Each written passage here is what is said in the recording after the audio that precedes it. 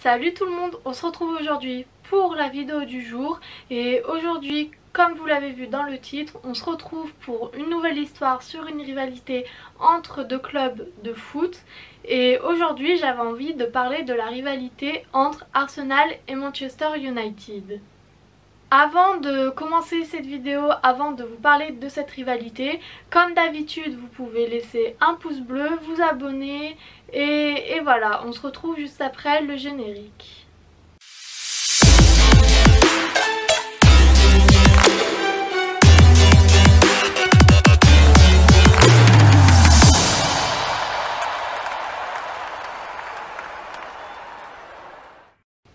Alors oui, je voulais parler de la rivalité entre Arsenal et Manchester United parce que en première ligue c'est une rivalité très importante qui s'est beaucoup développée ces dernières années et c'est une rivalité très importante et très intéressante, donc oui, j'avais envie d'en faire une vidéo. Pour commencer, la rivalité entre ces deux clubs, elle est très particulière parce que contrairement aux autres rivalités, aux autres derbys, aux autres classicos que j'ai évoqués dans mes précédentes vidéos où il y avait vraiment des raisons concrètes, des idéologies on va dire derrière,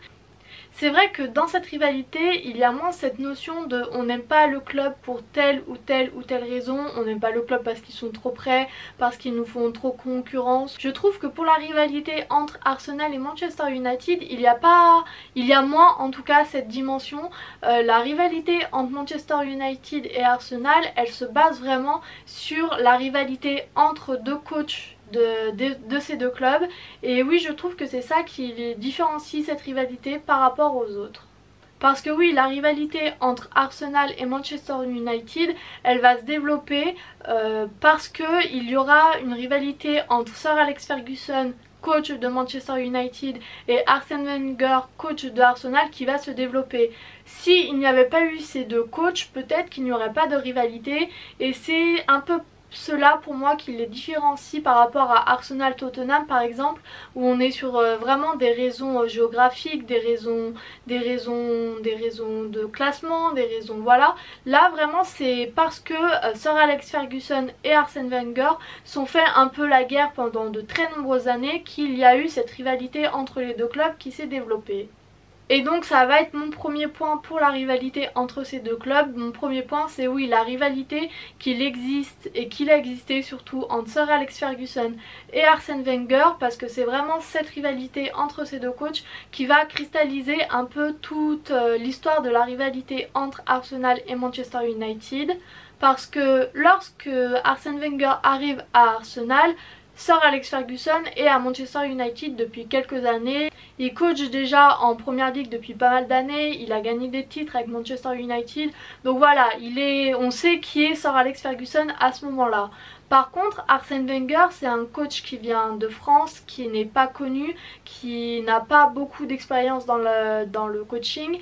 Et donc personne ne connaissait vraiment Arsène Wenger à cette époque. Et pourtant on va voir que c'est vraiment leurs origines, leur nationalité qui va être très importante dans la suite de la rivalité. Leur nationalité et leurs origines vont être très importantes dans la rivalité entre ces deux clubs, parce que oui, d'un côté on a Sir Alex Ferguson qui est écossais, qui entraîne en première ligue depuis quelques années, qui connaît les codes de la première ligue, qui connaît le mode de jeu de la première ligue. Et de l'autre côté, on a Arsène Wenger qui n'avait pas beaucoup entraîné, qui était français et qui va arriver en première ligue et qui va emmener avec lui une vision un peu différente de jeu, une vision de jeu un peu différente et une vision générale aussi un peu différente de ce qui se faisait en première ligue. Et c'est vraiment sur ça que la guerre entre les deux va vraiment se développer, parce que oui, pendant de nombreuses années Sir Alex Ferguson ne va pas comprendre et ne va pas très bien accepter comment se comporte Arsène Wenger, comment il se comporte par rapport à la ligue en entier par exemple. En conférence de presse un jour, Sir Alex Ferguson a reproché à Wenger de ne pas venir boire un verre après le match, ce qui se faisait en première ligue, et comme Sir Alex Ferguson le disait, tous les coachs le faisaient et Arsène Wenger était le seul. Et je trouve que cette citation, elle montre vraiment que c'était vraiment deux visions qui se confrontaient, et à chaque confrontation comme ça se passe pas très bien. Et donc cette rivalité entre les deux coachs va s'en ressortir forcément sur le jeu des joueurs et sur les matchs aussi, parce que de la fin des années 90 au début des années 2010, c'est des matchs qui vont être d'une très haute intensité et généralement ça se finit toujours en bagarre générale. J'ai fait quelques recherches et c'est vrai qu'il y a beaucoup de matchs qui se sont finis en bagarre générale, et il y a certains matchs mythiques et c'est de cela que je vais parler maintenant. Il y a certains matchs mythiques qui ont vraiment fini dans des circonstances très bagarreuse, parce que c'est vrai que oui, ça se finit souvent en bagarre et on va voir que ça a été des fois très loin. Le premier match que je voulais évoquer, c'est le match du 20 octobre 90 où Arsène Wenger n'était pas encore là. Donc on voit que si la rivalité entre ces deux clubs s'est développée sous Sir Alex Ferguson et Arsène Wenger, il y a quand même eu des échauffourées avant, et durant ce match là il y a eu bagarre générale, il y a eu plein de faits de jeu qui font que le match s'est fini en bagarre générale, et cela a amené une amende pour les deux clubs, et surtout quelque chose qui est très inhabituel pour nous à considérer maintenant, il y a eu un retrait de points pour les deux équipes. Arsenal suite à ce match a perdu 2 points sur le classement et Manchester United a perdu 1 point. Et je voulais juste évoquer ce match là parce que oui, enlever des points à une équipe, je trouve que aujourd'hui c'est quelque chose qui ne se fait pratiquement plus, et c'est vraiment pour ce fait inédit que j'avais envie de parler de ce match là. Après, on peut aussi évoquer le match du 19 février 97 où suite à plusieurs gestes dangereux, suite à plusieurs tacles rugueux, notamment un tacle d'un joueur d'Arsenal sur le gardien de Manchester United a valu une bagarre générale encore une fois, et à ce moment là la police a carrément été obligée d'intervenir pour tenir à distance les joueurs des deux équipes. Donc on voit bien que la rivalité entre Arsène Wenger et Sir Alex Ferguson a été très bien compris par les joueurs et a été très bien retransmise sur les matchs, parce que oui, encore une fois, devoir utiliser la police pour séparer des supporters, c'est quelque chose qui arrive assez souvent, mais avoir besoin de la police pour séparer les joueurs des deux équipes, c'est quelque chose encore une fois de très inédit. Après, on peut aussi évoquer le match du 24 octobre 2004 qui a été appelé Bataille du Buffet, parce que encore une fois après le match il y a eu bagarre entre les joueurs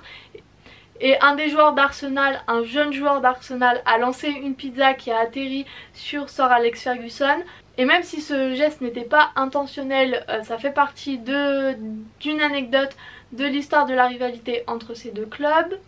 On peut aussi évoquer ce match du 28 août 2011 où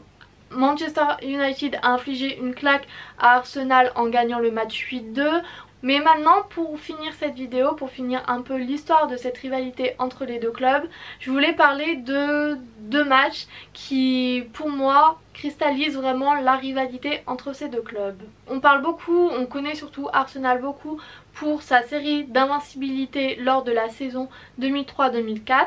Parce que oui, lors de cette saison, Arsenal a réussi l'exploit de